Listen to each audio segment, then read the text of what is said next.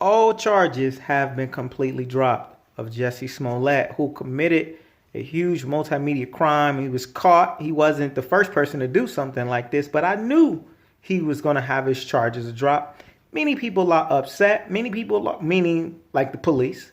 And also a lot of people are surprised. I am not surprised. In fact, I predicted that he would get off.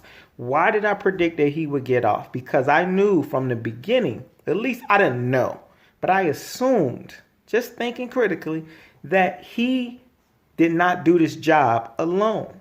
He was not alone. He was connected. I mean, when we think about the crime itself, it makes no sense at all for a highly paid actor like himself to go out and commit a crime like this, where he's faking a crime, a hate crime. Look at how many people were upset by this. You had LGBT community was upset. You had white Trump supporters that were upset. You had black folks that were upset. He hit a pain point on so many people. This was a huge story.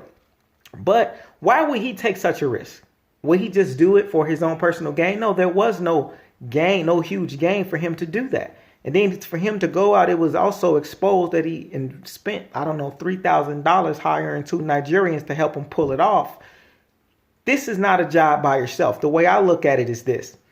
In Chicago 2019, when this happened, I can't remember if this was late 2018 or early 2019, but it's at the same time where you have the Chicago mayor elections that are happening.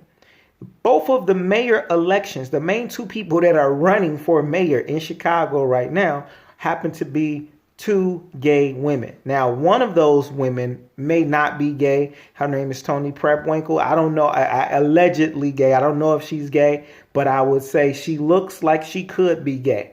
All right. But we do know there's another girl named Lori Lightfoot who is absolutely gay. And she's also being supported by the LGBT community on the south side of Chicago. Now, what am I saying? Am I saying they had something to do with it?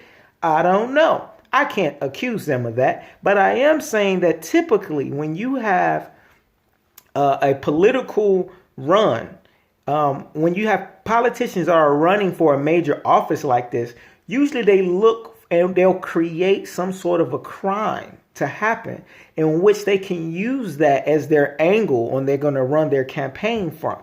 They need something to run their campaign. And if they can't find anything, they will create something.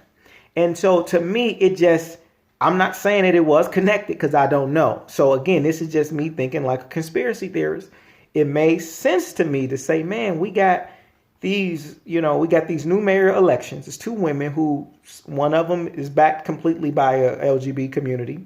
There's nothing wrong with that, but that's just what it is. And you got another woman, and all of a sudden you have this gay male actor commits, saying he's accused, is saying that two white guys wearing Trump's supporters threw bleach on him. None of that shit makes sense.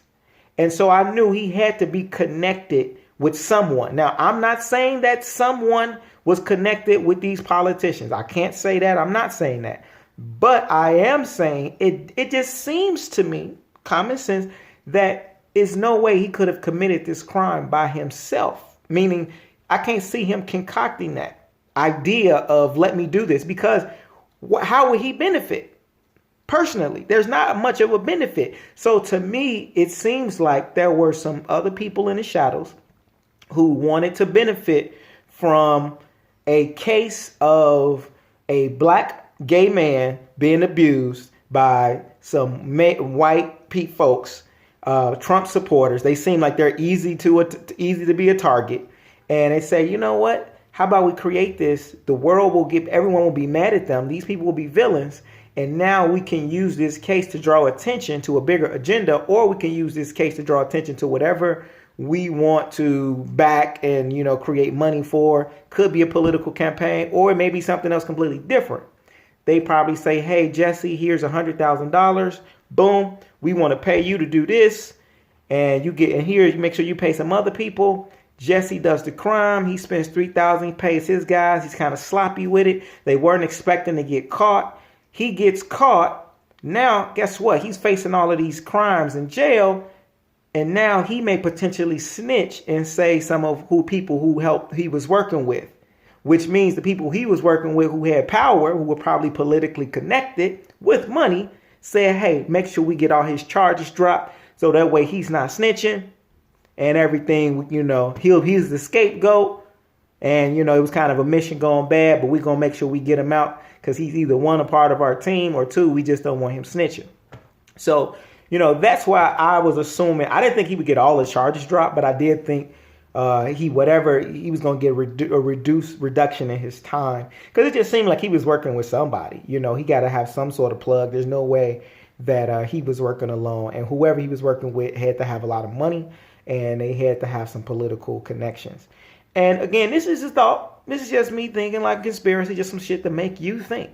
Again, I just really believe that people should always, whenever you see crimes like this or stuff, just always, put your tinfoil hat on and just ask some questions.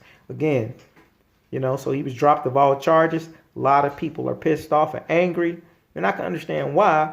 But at the end of the day, we got to realize that, stuff like this is propaganda is always happening, is being used against the people every single day. So I just look forward to the day when we can all just get along.